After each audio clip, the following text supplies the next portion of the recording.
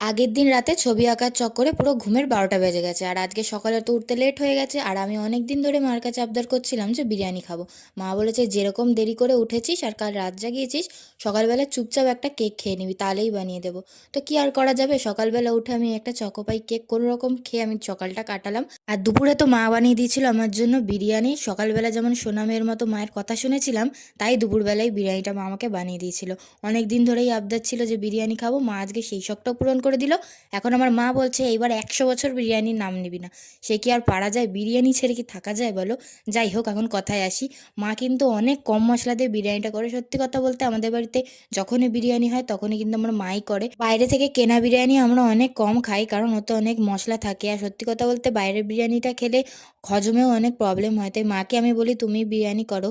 আর মা এই বিরিয়ানিটা জাস্ট দুর্দান্ত করে, কম মশলা দিয়ে। আর তার মধ্যে চন্দ্রমুখী আলু দিয়ে বিরিয়ানি খেতে আমার আরও বেশি ভালো লাগে। মা আমাকে অনেকগুলো মাংস দিয়েছিল, কারণ এই কদিন ধরে অনেক কম মাংস খেয়েছি। খাইনি সেটা বলবো না, খেয়েছি, কিন্তু পরিমাণে অনেক কম খেয়েছি। আর আজকে দুপুরবেলার খাবারটা তোমার জাস্ট জমে গেল।